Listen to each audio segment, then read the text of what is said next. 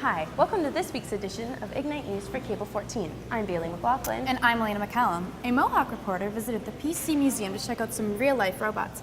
Have you ever seen a real-life robot? I don't think I have, but I would love to check it out. Let's take a look. Hello, let me introduce myself. You can call me Tommy. My name is Sid Bolton, and I'm the curator and founder of the Personal Computer Museum, which is Canada's only interactive computer museum.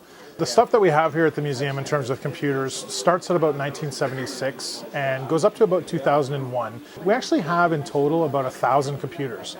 In terms of software, we have mostly video games actually, and between my personal collection and the Computer Museum collection, we actually have 15,000 video games, which is the largest known collection of games in Canada and one of the largest collections in the world. We have everything from computers to cell phones to typewriters to all kinds of things, technology, and now, hey, we even have robots. To recently run into someone who had built their own R2 unit, and of course everybody loves Star Wars, so it was great to have him here sort of as the special piece of the day for sure. Yeah, no, it was at a panel at one of the Comic-Cons that I was at that had a bunch of builders up on stage, and they were talking, and they had a droid there, and it was open, and they talked about what they did, and it was very cool because you see them at the shows, and they're fun to be around, right? And it was certainly at that moment when the guys said, this is what we do with them, take them to hospitals, and I'm like, hey, you know what, that's a great idea, and I can do that. So I mean, there's the obvious moving around, but then there's a bunch of sequences that you can do, right? And I certainly don't have this type of electricity bills. And that's all pre-programmed stuff. I mean, you just basically assign it to a key press, and away you go. You use the THX as your boot up sound. Yeah. That's so awesome. You can't let anyone drive them because I've tried it. If he runs into you, it hurts a lot. He's like a tank. The little mini R2 unit is actually my own personal R2 unit that is pretty interesting, considering that he's about 14 years old, but yet he responds to voice commands just as well as Siri does today, or Cortana on PCs. So pretty amazing technology for being as old as it is. So honestly, the biggest thing for me personally is just watching the response that children have to the robots. It's something fascinating to watch how kids react. Just really fortunate to have kept all these computers and had a lot of other people donate them, and now we share them with everybody. So people that remember them can relive their experiences, and those people that have never tried them before, certainly the next generation, can try them out for the first time and really understand how really magical things like iPhones and smartphones, where they actually came from. So we'd love to show off that history.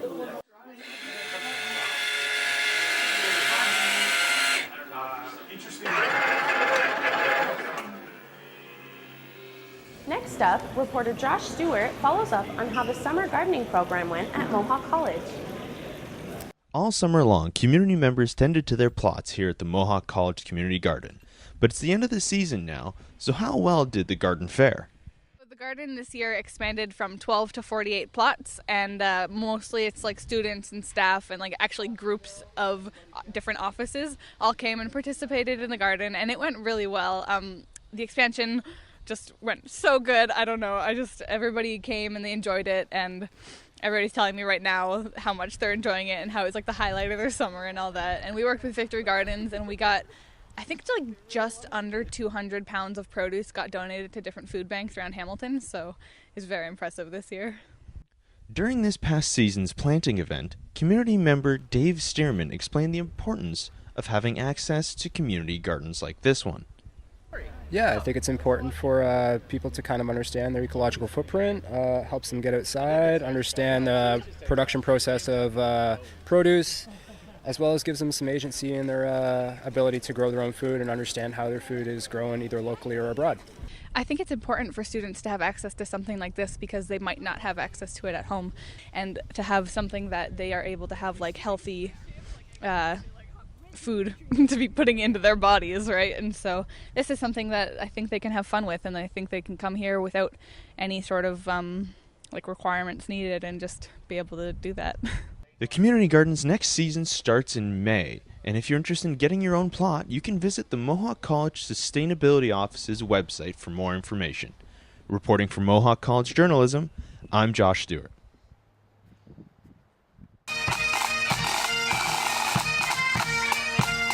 It has been 1 year since the country mourned the loss of a fallen soldier from the Argyll Sutherland Highlanders of Canada. On Wednesday evening, bagpipes could be heard at the Argyll Pavilion in Bayfront Park to remember Corporal Nathan Cirillo, who was gunned down while performing sentry duty at the National War Memorial in Ottawa on October 22, 2014. The service was held by the regiment's Padre, Robert Feed, and was an opportunity for final goodbyes and messages of thanks to the public for the outpouring of love and support. Those in attendance also had the opportunity to hear from Cirillo's sister Nicole emotionally speak of Nathan. And all we want to do is go back to the world that we once knew. The world that involved Nathan. The world that we understood. Instead, now we need to learn how to cope with our new lives and move forward with Nathan in our hearts and memories. Nathan was a proud soldier and a kid at heart. He loved being the center of attention and loved animals. He loved challenges and change. He loved adventure and risk, but most of all, Nathan loved. He loved his family and friends. And anyone that knew him knows how much love was behind that perfect smile. After the sunset ceremony, the sound of bagpipes accompanied the Argylls as they marched their way back to the John Foot Weir Armories.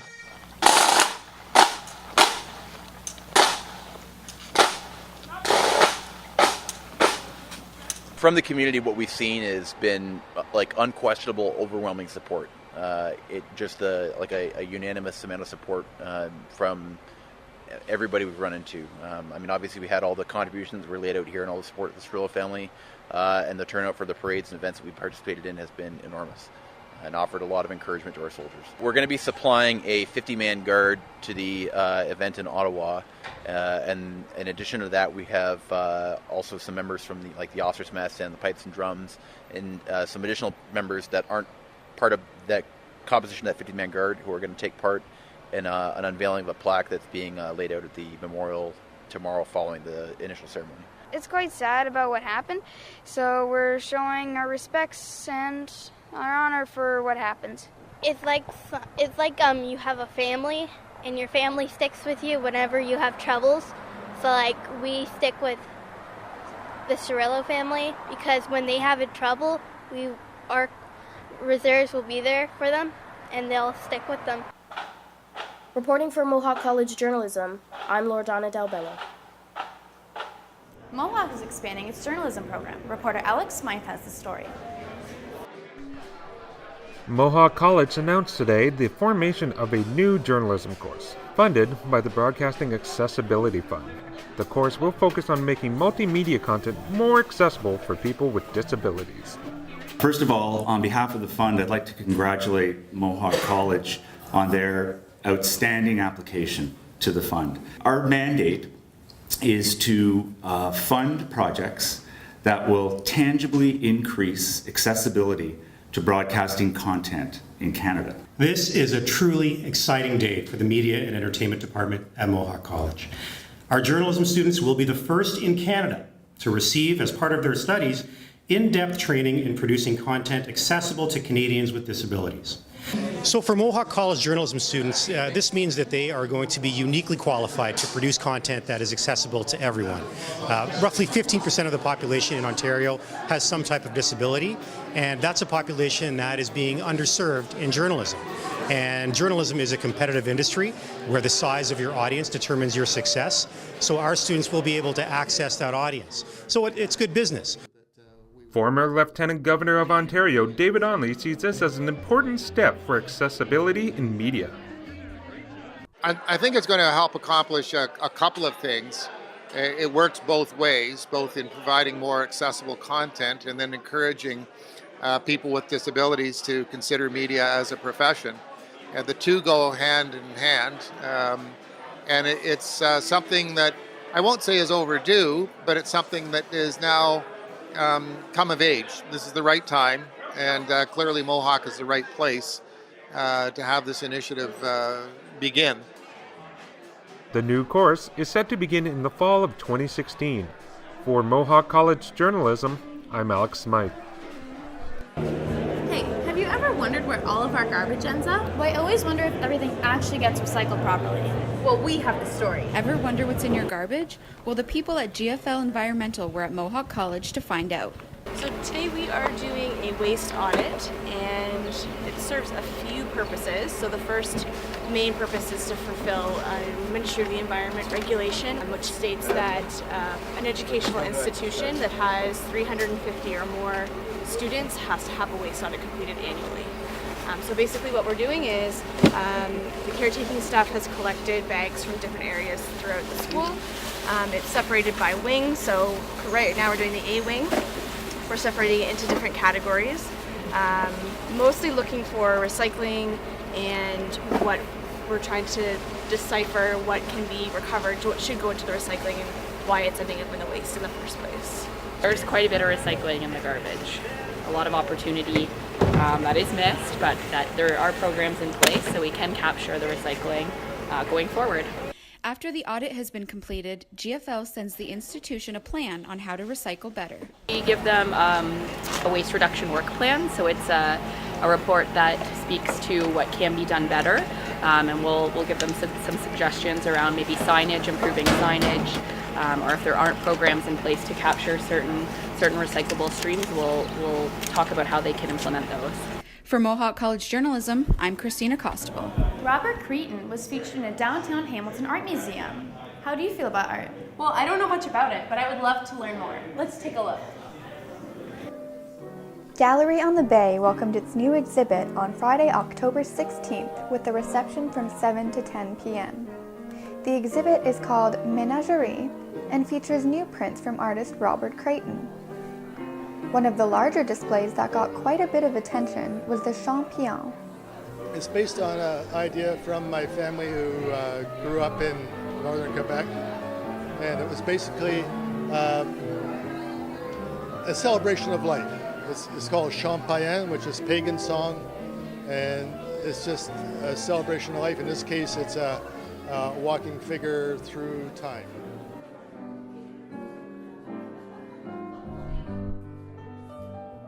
In the past, Creighton has exhibited a lot of art that focuses on people, but this series features almost entirely animal-focused prints.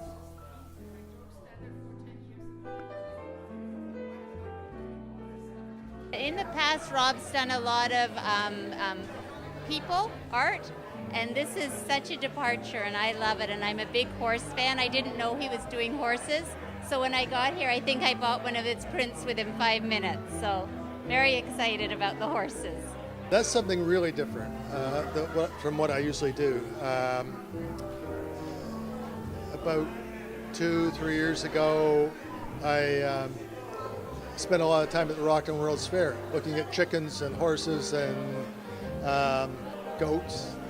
The mandrills, which are on the wall behind you, actually came from the Bronx Zoo, or the sketches for those came from the Bronx Zoo, which was about the same time. But just an idea had been going around in my head for a couple or 3 years, and I just started drawing chickens, and that's where it led. The reception had live music, free food and drinks, and with some pieces already having been sold opening night, it seemed like a success. I love it. It's an amazing series. I've seen a lot of his more figurative work, so getting to see the menagerie is just awesome. So I was very excited when I knew he was doing a collection like this. I've seen a lot of the prints before because I hang out in the same studio, so it's interesting to see them all framed and on the wall now. I see some of this in progress, but not never the final product until it's all unveiled. So this is really great to see it all up and framed and looking great. I think it's great. I mean, it's a wonderful space. They treat me wonderfully, and I think it really shows the work off to its best advantage. This exhibit will run at the gallery until November 15th. Reporting for Mohawk College Journalism, I'm Tanya Guerra. Hey, did you hear there are 3 new captains on the men's volleyball team here at Mohawk? I didn't even know a volleyball team could have 3 captains. Let's check it out.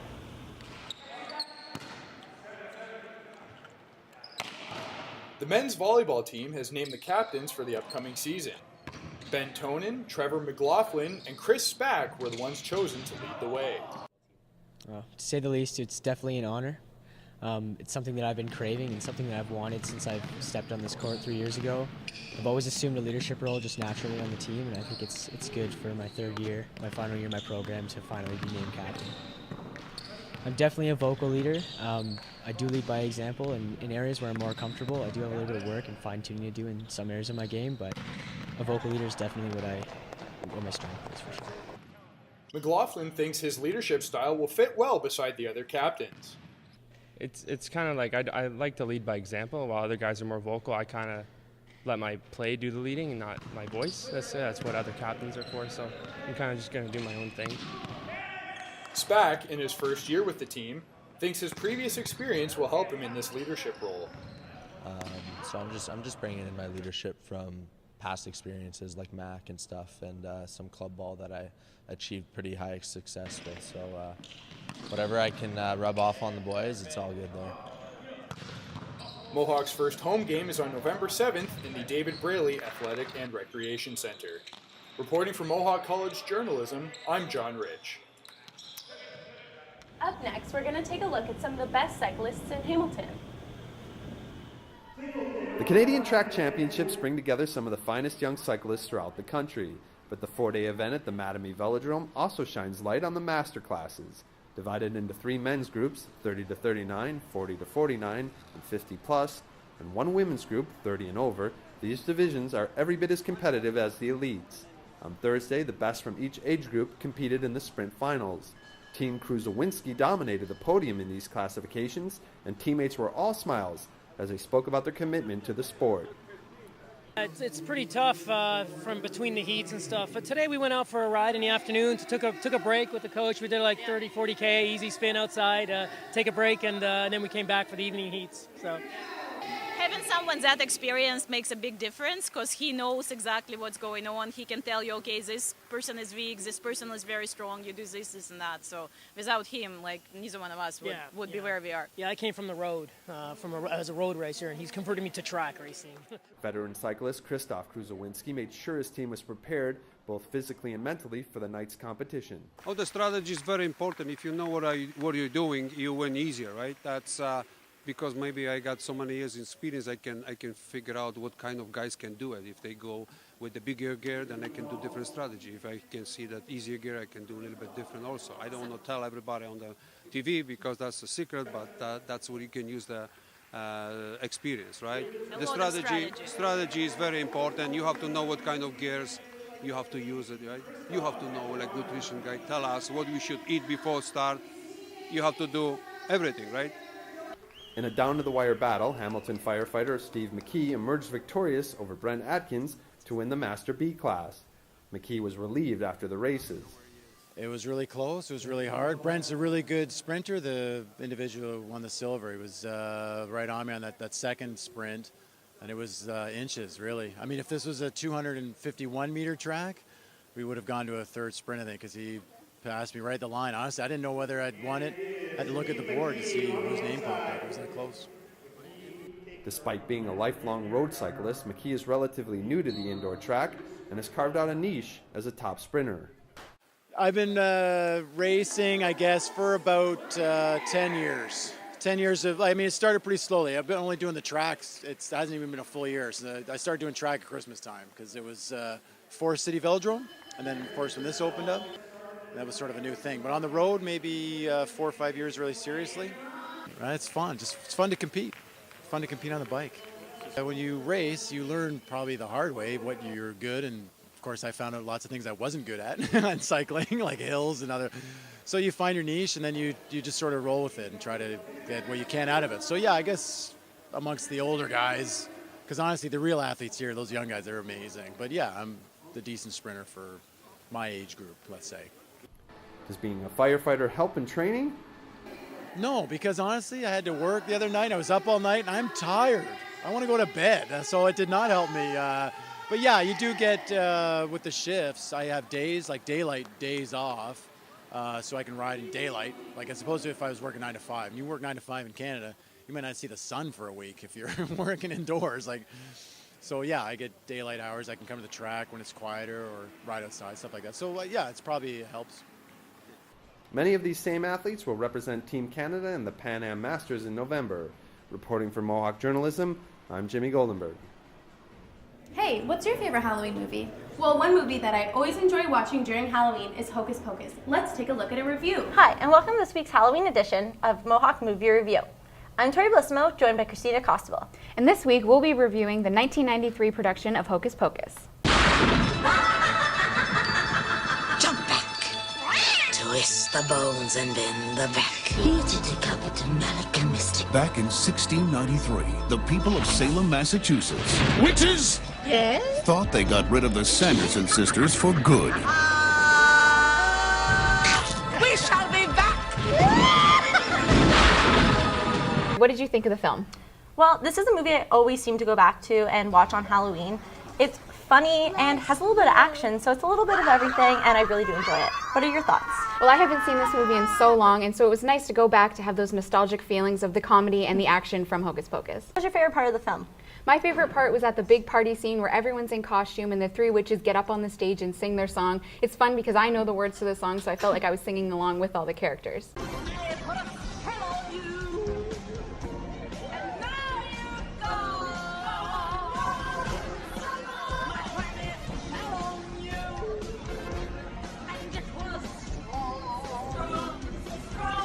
So were there any parts that you really didn't like? I felt there wasn't a need for the character Allison. It was more of a brother-sister bonding kind of movie, and having her in the picture, yeah, it added an extra character, a love interest for Max, but I don't think it was necessary. I felt that if it was just the brother and sister, it would have been just a little bit better. Other than that, I thought it was comedic, I thought there was a lot of action, and even though there were some cheesy parts, I thought that it was well done for being done before I was even born. You saved my life. Well, I had to. I'm your big brother. I love you, jerkface. I love you too. Here's an interesting tidbit. Jurassic Park actually came out a month before Hocus Pocus, and the graphics and effects in that one are far more superior than Hocus Pocus. But if you can get past that, you'll really enjoy the movie.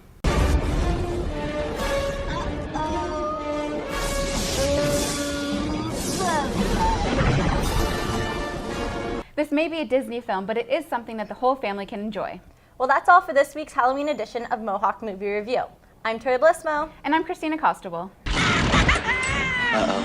We're home. Are you boys a little old to be trick-or-treating? We're talking about 3-inch hags versus the 20th century. How bad can it be? Good night. Sleep tight. No screaming. Last Friday marked the downtown edition of Haunted Hamilton's Ghost Walk, an annual nighttime tour around the downtown Hamilton core that exhibits different Hamilton buildings and teaches attendees about the haunted past that's behind them. Occurring annually for over a decade now, this was the first of many ghost walks that now happen frequently throughout the city. Daniel Camerlato has been leading these events since he started them 12 years ago. This is the very first ghost walk I ever started, so this is going back about 12 years ago. And just wanted something to show off the downtown core. I know it sounds a little bit noisy right now and probably not the best area if you look around you to start, but this is actually a very interesting space when it comes to the history and of course the ghost stories, so we needed a way to feature that. Camerlato's interest in Hamilton history and ghost stories date back to when he visited his first haunted house and wrote about it shortly after it was torn down. I found out about a very haunted house on Hamilton Mountain called Bellevue. This is while I was living in Toronto for a year, and came back, investigated it, found out about all the amazing legends of murder and mayhem that went on in the house. Turned out a lot of that was false, but the house itself was beautiful. Took a bunch of pictures. The landowner, though, would tear it down about a month later in the middle of the night and had these pictures left. So I wrote the story of the house, the history of this house, and posted the pictures, and ever since then I've been hooked. As the walk commences, people who are attending, as well as the occasional bystander, will be informed on the many different ghost stories that haunt staple Hamilton buildings, such as the Royal Connaught, the Peugeot Building, and St. Paul's Church. On top of creepy tales, the Ghost Walk informs attendees on some of the best history that this city has to offer. Despite the cold weather, this year's Ghost Walk brought out many people of all ages. Many first-time attendees were pleased with the turnout and quality of the event, and were left simply wanting more. I like what they were doing with it, you know? It was really interesting. Like, they're entertainers in a way, but they do appreciate, like, the history and the stories, and they really investigate to make sure that they're true, really. So I thought that was really interesting. The event was pretty good, decently entertaining, you know, and the price was right. Haunted Hamilton hosts many ghost walks all year round and focus on many different areas such as Niagara-on-the-Lake and Hamilton's Custom House. Next Friday, they're offering a special tour of Hamilton's Scottish Rite of Freemasonry. Reporting for Mohawk Journalism, I'm Blake Mancini. Comic-Con really got into the costume-wearing season. Do you think there's an age limit on getting dressed up and going trick-or-treating? I think as long as you're dressed up, you can go trick-or-treating at any age. Let's check out some of the costumes. Welcome to Hamilton Comic-Con! Costume play, or cosplay, is the norm for most conventions. Gender-bending cosplay is becoming more accepted in the convention world and society. Gender bending is basically when you take a character who is traditionally male or female and sort of switch them into the opposite gender.